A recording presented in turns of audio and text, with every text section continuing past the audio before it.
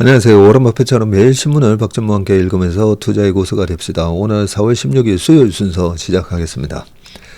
네, 어제 점심 약속이 너무 늦어가지고요. 오늘도 점심 약속이 있는데 좀 빨리 한번 해보도록 하겠습니다. 자, 중요한 댓글 몇 개 좀 보고 가겠습니다.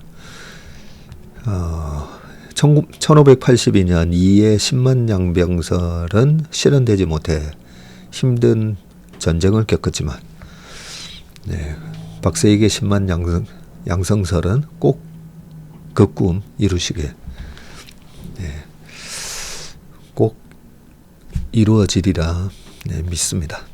자, 그리고 우리 톨민님이 인턴 총회에 지인 결혼식과 겹쳐서 참석을 못해서 너무 아쉽다고 하셨네요. 인턴 총회는 참석 못하셔도 월간 전망, 네, 월간 전망 할 때 앞에 한 10분 우리 인턴분들 모시고 제가 월간 전망 촬영 녹화를 찍으니까요. 네, 그때 참석하시면 될 것 같습니다. 강혜린 님이 1등으로 댓글 남겨주셔가지고 와우 1등이에요 하셨고, 자, 잘 먹는 게 중요합니다. 맞습니다. 다 잘 먹고 잘 살자고, 그죠? 하는 일이니까 잘 먹어야 됩니다. 아침에 모닝 브리프로 출근했다가 신기한 차트 분석으로 퇴근합니다 라고 하셨습니다. 새 아파트에 살면서 비염이 엄청 심했는데 바로 앞 베란다에 산이 있는 아파트로 이사 가고는 바로 없어졌어요. 저희 딸이 저랑 DNA가 똑같거든요. 생긴 것도 거의 똑같고, 어떻게 성격이, 저는 애를 낳아보고 나서 알겠더라고요. 야, 성격이 유전인이 되는구나 라는 걸 알게 됐는데, 근데 이 알러지 있는 부분이 유전이 되다 보니까 얼굴에 요즘 피부 트러블이 많이 났는데, 그게 제가 딱 보니까 환경 호르몬 때문이에요. 새 아파트 아무래도 여러 가지 화학 제품들이 많이 있다 보니까 새 아파트 증후군이 생기게 되고, 그게 여러 가지 형태로 나타납니다. 저처럼 이제 코가 막히기도 하고, 피부가 좀 안 좋으신 분들은 막 피부 트러블 생기고 막 그렇게 되는데, 저희 딸은 이제 막 얼굴에 피부 트러블 생겨가지고요. 그래서 제가 딱 보니까 환경 호르몬이 있더라고요. 졸업하고 집을 그 아파트 뭐 3명의 룸메이트랑 같이 지금 쓰고 있는데요. 거기 가봤었는데 깨끗하게 흰색 페인트로 하얗게 온 집을 해놨던데, 저희 아버지께서 저희가 아버지 때 부모님 때 근처에서만 계속 이렇게 전세 살면서 왔다 갔다 하면서 부모님 때 근처에서 오랫동안 살았거든요. 처음에 그때 저희 아버지께서도 저희 집에, 그 전세로 들어가는 집에 흰색 페인트로 쫙 다 칠해 주셨어요.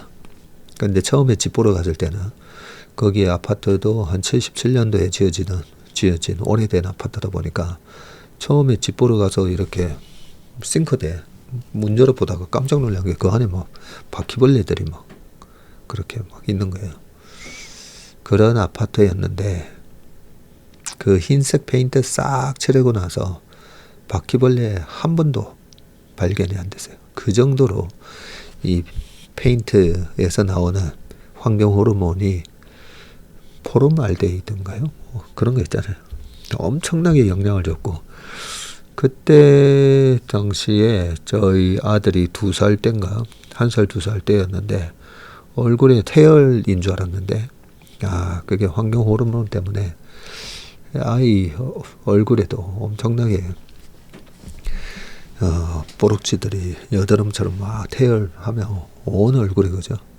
그런 것들이, 아들도 그때 천식기 비슷하게, 저도 천식기가 그때 좀 심했었는데, 그래서 안 되겠다 싶어서 과천으로 이사 가자 네, 공기 좋은 과천으로 이사 가자 해서 2004년도에 과천으로 이사 갔었죠. 그래서 그 자녀분들이나 아니면 직접적으로 본인이 그 뭐 피부 트러블이나 이 뭐 눈이 가렵다든지 여러 가지 알레르기 증상이 있으시면 첫 번째가 이제 먹는 게 제일 중요하고요. 두 번째는 집안에 그런 뭐 새로운 새집 증후군 네, 그런 거 있는가 한번 잘 체크해 보시기 바라겠습니다. 광개토개미, 주몽개미, 요렇게도 해주셨고, 제가 개마무사가 어제 뭐지?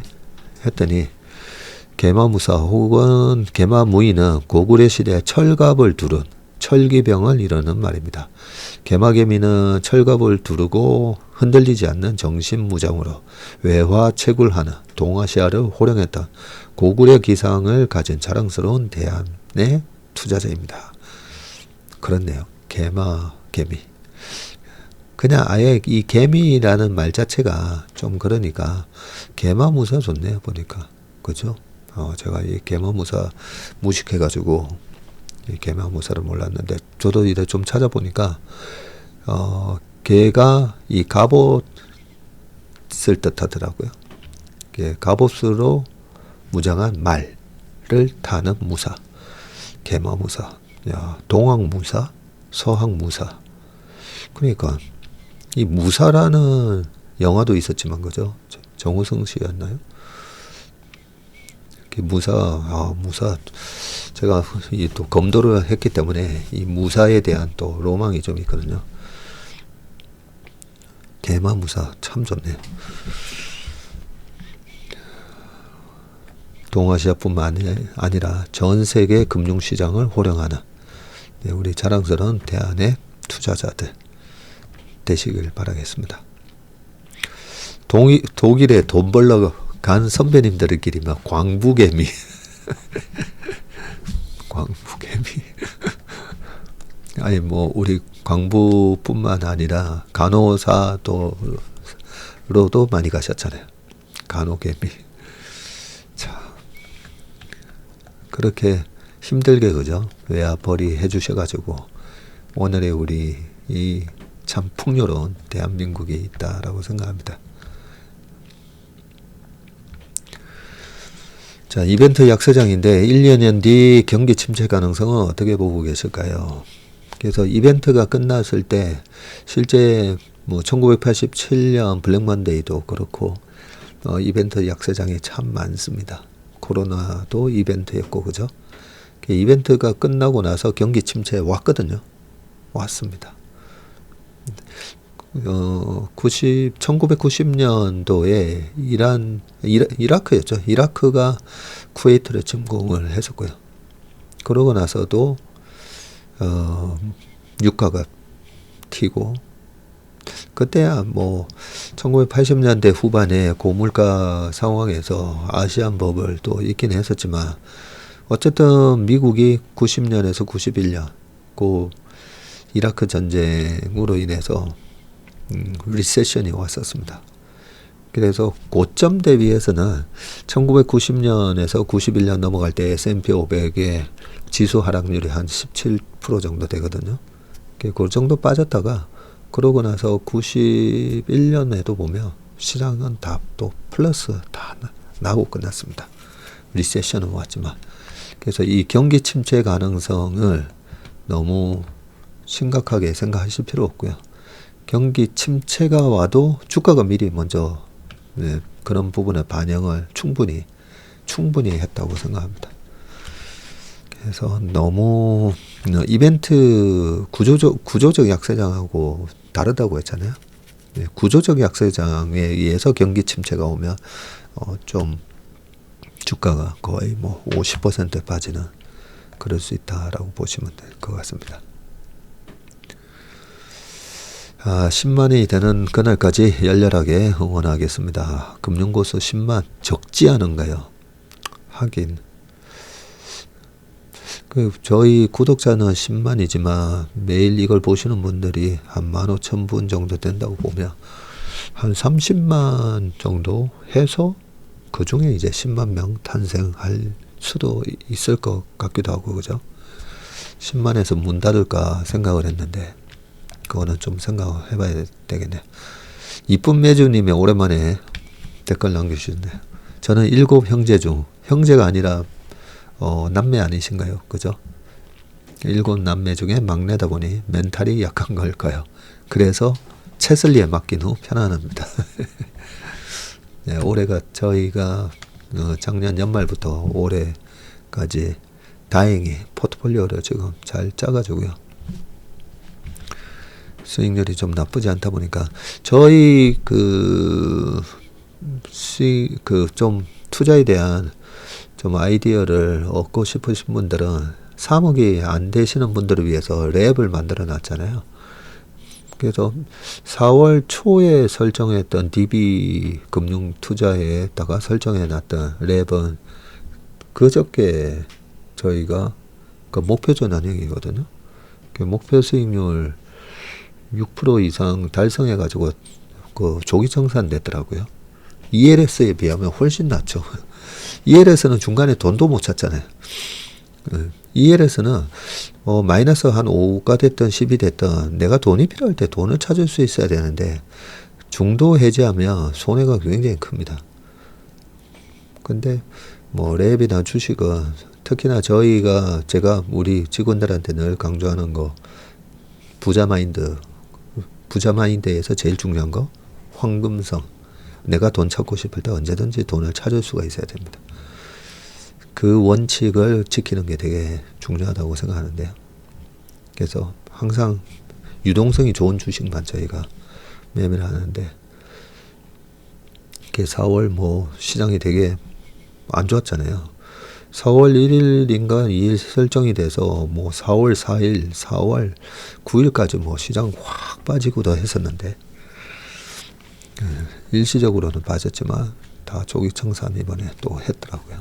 그래서 뭐 KB증권이나 DB나 뭐 IBK 거기 랩 보셔도 되고 아니면 삼성증권의 자문 서비스, KB증권에도 자문 서비스가 있어요. 근데 이 자문 서비스 제가 알아봤더니 어떤 분들은 안 된다고 하셔서 알아봤더니 새롭게 그 계좌를 신규 개설한 계좌에서만 자문 서비스가 된다고 그러더라고요. 삼성증권 경우에는. KB는 아닌 것 같은데. 그래서 삼성증권 이용하시는 분들, 나 왜 안 되지? 하시는 분들 계시는데, 신규 계좌 개설을 하고, 그 모바일에서 자문사 서비스 찾아서 들어가 보시면, 채슬리 투자 자문이라고 되어 있습니다. 그거는 뭐 공짜니까요. S미래님께서 또 좋은 거 적어 놓으셨네요.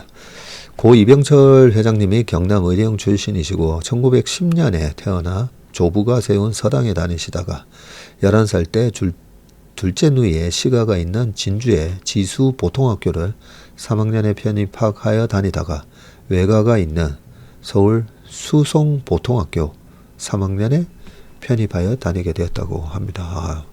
일찍 올라오셨네요. 재밌는 것은 처음 시골에서 올라왔을 때 의사소통이 되지 않아 고생했다고 하네요.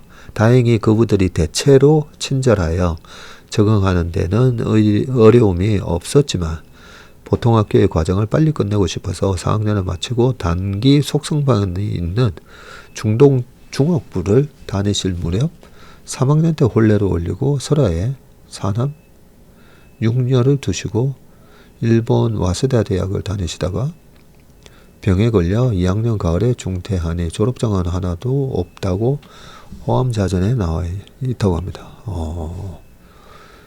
이건희 회장님도 나중에 와세다 대학에서 유학하시지 않으셨나요? 그 경남 의령이라고 돼 있잖아요. 네. 경남권 그 김해 지나서 창원 저쪽에 의령까지 그쪽에 계신 분들이 또 이 부산 말투하고 대구 말투하고 또 다 달라요. 이 경남 말투랑 그 다른 지방 계시는 분들은 그냥 거기서 거기로 아마 들리시겠지만 경남 쪽이 또 말이 좀 다릅니다. 그래서 이 경남 쪽에 계신 분들이 서울 왔다가 뭐 경상도 분들은 뭐 대부분 다 그렇지만 서울에서 뭘 얘기를 하면 못 알아듣습니다. 네. 뭐 그래서 약간 언어 장애가 와요. 내가 뭘 말을 했는데 상대가 못 알아듣다 보니까 언어 장애가 오는 분들이 꽤 있습니다. 네. 약간 트라우마가 생기죠. 뭐 말을 했는데 사람들이 못 알아듣는다고 하니까. 아이고, 예, 하여튼 이병철 회장님이 그러셨다라는 얘기를 해주셨고요. 스티브 잡스의 경우 신탁 제도를 이용해서 애플과 디즈니 주식이 부인에게 이전이 되었지만 유선 상속 세금을 피했다고 합니다. 미국에는 그러니까요, 이 신탁 제도가 있더라고요. 그러면서 이 신탁 제도에 관련해서 이 변호사들이 다 이런 걸 관리하더라고요. 어제 보니까 우리나라 지금 변호사들이 일거리가 없어가지고 되게 고생이다 이런 얘기가 있는데, 이런 신탁 제도라든지 이런 거 도입을 하면 좀 더 일거리가 좀 많아지지 않을까 그런 생각도 듭니다. 그리고 미국에서는 상속세 면세 한도가 1399만 달러라고 합니다. 그리고 배우자가 있다면 미사용 면제 이전이 가능해서 2798만 달러.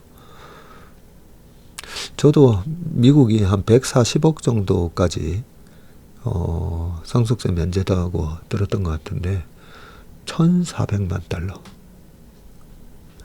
그렇네요. 1400만 달러면 지금은 이제 환율이 1400원 곱하면 거의 200억 정도 되는 거니까 거의 맞네.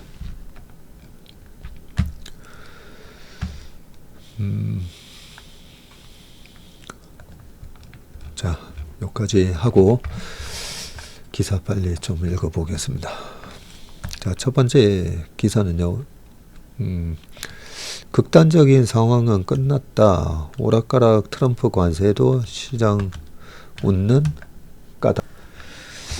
아침 모닝브리프에서도 그때 2012년부터 2015년까지 박스피 때 그때는 페드가 저금리 상황을 유지했기 때문에 바이오가 좋았던 것 같기도 한데 15년 12월 달에 첫 금리 인상을 시작하면서 그러면서 바이오가 무너졌거든요. 그래서 금리하고 바이오랑 되게 좀 연관성이 높습니다.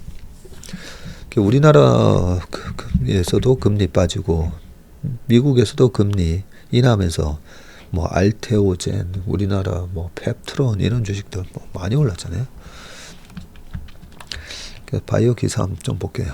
IPO 혜택 받은 바이오, 앓는 소리보다 먼저 신뢰 회복해야 된다는 지적이 있다고 하는데, 바이오 발목 잡는 상패 리스크 해법은 이게 기획 시리즈 기사라서 1, 2, 3, 4, 1, 2, 3이 있었는데, 요 기사만 보겠습니다.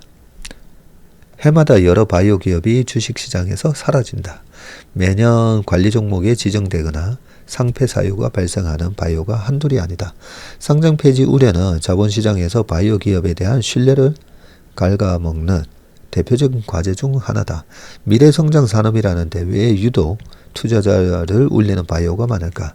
매년 반복되는 K바이오의 상장 폐지 리스크를 점검하고 적절한 해법을 모색할 테다. 라고 되어 있는데, 제가 뭐 미국 바이오를 신약 개발 업체, 큰 빅파마 말고요. 신약 개발 업체 미국 보면, 미국도 보면 1달러 미만으로 떨어져가지고 상폐되는 경우가 꽤 많더라고요. 꽤 많고, 또 신약 개발되면 뭐 몇백 프로 그냥 급등을 해버리죠. 그래서 바이오 신약 개발하는 산업에 대한 종목에 대한 기업에 대한 투자 접근법이 저는 달라야 된다고 생각합니다.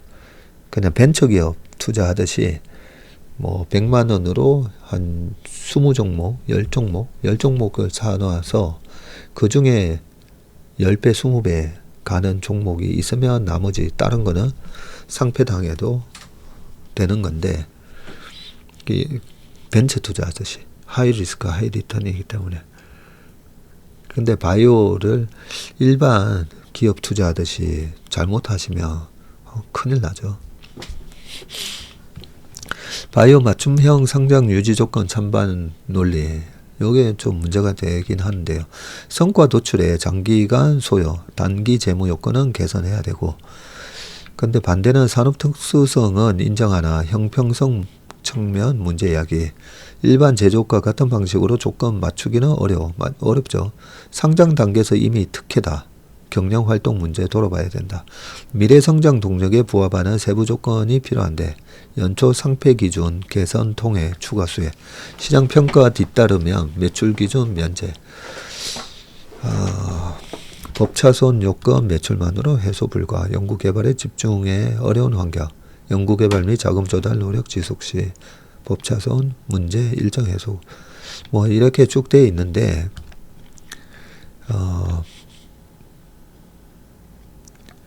바이오업계에서는 신약개발 맞춤형 상장 유지 조건을 요구하는 목소리가 있지만, 우선 스스로 R&D나 경영활동에 문제가 없는지 돌아보는 자성의 시간이 필요하다는 지적도 나오는데, 바이오 산업의 특수성은 인정하더라도 신약개발 분야에만 맞춤형 제도를 적용하면 다른 업종과 형평성 문제가 불거질 수가 있고, 무엇보다 바이오업계 스스로 무너뜨린 자본시장의 신뢰 회복이 우선이라는 비판이 눈길이 건다라고 뭐 돼 있는데요.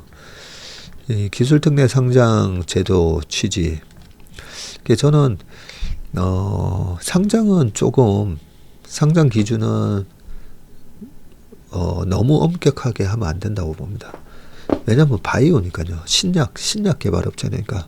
근데 우리나라 바이오가 신약 개발 회사의 밸류에이션이 미국보다 좀 높은 면은 있어요. 제가 봤을 때, 아니, 그 확률로 보면 신약 개발 가능성이 낮은데, 확률이 낮다는 겁니다. 확률이 낮은데, 너무 그렇게 신약 개발이 제대로 될 거다라고 너무 지나친 기대가 주가에 녹아 있더라고요. 그래서 웬만한 업종은 미국이 다 멀티플이 높잖아요. 근데 우리나라는, 이 바이오 기업은 우리나라가 보면 멀티플이 좀 높다, 이런 생각이 늘 듭니다. 그래서 재미난 얘기 하나 말씀드리면, 우리나라에서 이 바이오 펀드를 운용했던 그 마법의 성 불렀던 광진이 형 같은 경우에 그 더 클래식 펀드에 이런 바이오 기업들 되게 많이 편입을 했었거든요. 한 15년 전에 하셨는데, 요즘은 그 펀드 매니저 그만두고 신지 이제 10년 넘으셨거든요. 지금 이제 가수만 하시는데, 말씀 들어보면 미국 바이오 주식을 많이 하시는데, 그 하시게 된 계기를 저한테 그렇게 얘기하더라고요. 한국하고 비교해보면 미국 바이오 신약 업체들이 너무 싸다는 거예요. 한국에서는 뭐 2조, 뭐 3조에 평가되면, 미국 바이오 기업은 훨씬 더, 그런 얘기를 좀 하시긴 했는데, 아무튼 문턱은 낮추되 우리 투자자들이 좀 냉정하게 좀 보셔야 될 것 같습니다. 그렇게 하이 리스크 하이 리턴, 굉장히 벤처러스하다는 거죠. 그리고 항상 좀 의심을 해봐야 되고요. IR에서 나오는 얘기 다 고지고대로 다 믿지 마시고, 그리고 지난번에 뭐 신라제는 같은 사태 있고, 뭐 셀리버리인가요? 그 셀리버리인가 뭐 이런 거 보면 진짜 막, 하여튼 정말 이 신약을 개발하다가 안 돼서 그런 건 어쩔 수 없는 거잖아요. 원래 그런 거니까, 신약 개발이. 근데 뭔가 투자자를 기망하고, 이런 부분이 만약에 있었다면, 그런 거는 정말 엄벌에 쳐야 된다고 생각합니다. 어떻게 되면 모르겠네요.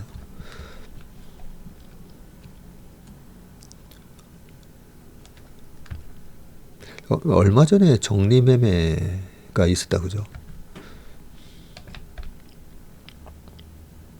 워낙 주변에 그 피해봤다는 제 축구하는 후배도 크게 피해를 봤더라고요.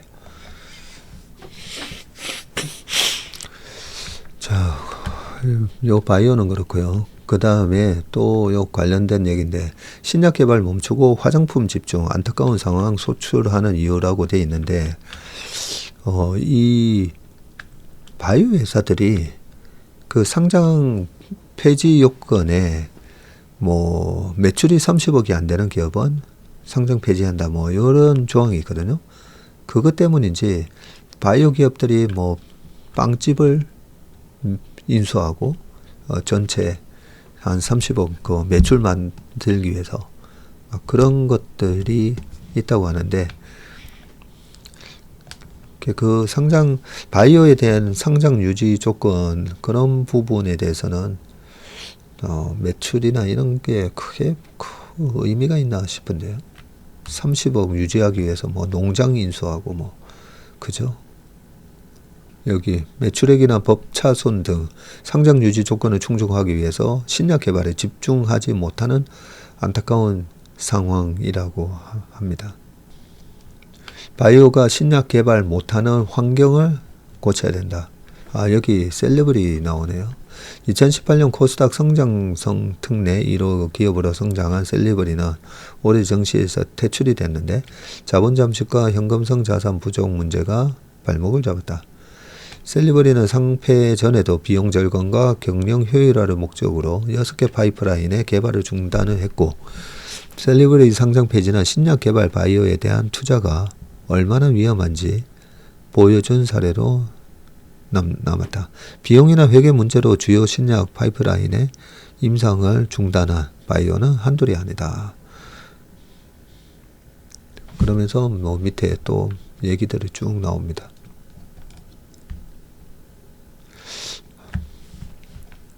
하여튼 그 바이오 투자를 참 잘하시는 분들이 주변에도 계시긴 한데, 저는 이 하이리스크 하이리턴 내 업종이고, 두 번째는 제가 잘 이해를 잘 못하겠더라고요.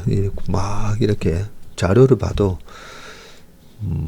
그걸 뭐 30시간 300시간 공부한다고 이 회사에 대한 신약 개발 가능성이 제 능력으로는 안 되더라고요. 제 능력으로는.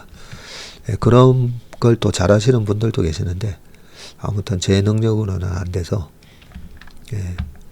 저희 고객 자금으로는 이거 투자를 못 하겠더라고요. 자, 그 다음 기사 보겠습니다. 룰루레몬 나이키 8,000원에 사세요. 중국인들 냅다 공장 공개 반겨. 이 뭔가 보겠습니다.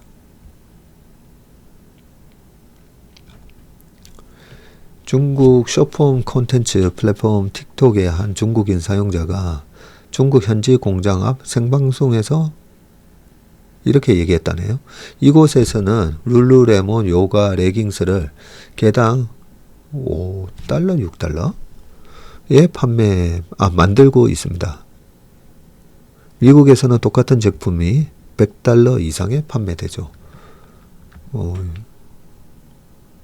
쇼폼 콘텐츠, 틱톡에 이렇게 올라와 있다고요?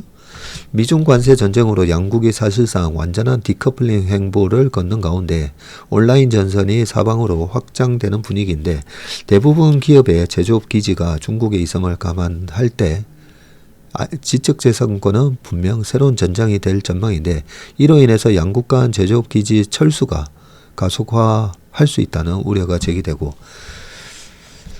블룸버그 통신은 미국 내 틱톡 사용자들이 중국 인플루언서들이 올리는 영상에 홍수를 맞이하고 있다면서, 이들은 미국 소비자들에게 트럼프 대통령의 징벌적 관세를 뛰어넘어 세계 공장인 중국에서 직접 물건을 구매하라고 권유하고 있다고 합니다.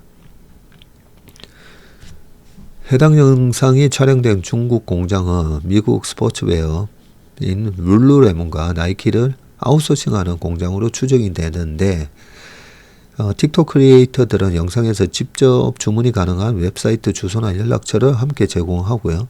한 명품 가방 관련 크리에이터는 그냥 우리에게 직접 연락해서 물건을 사라. 여러분이 구입할 수 있는 가격을 너무 저렴하기 때문에 믿지 못할 것이라고 그렇게 했답니다. 해당 영상 내 웹사이트 주소나 연락처를 통해 실제로 유통 마진과 로열티를 제외하고 제품을 구매할 수 있는지는 확인되지 않고 있다고 하고요.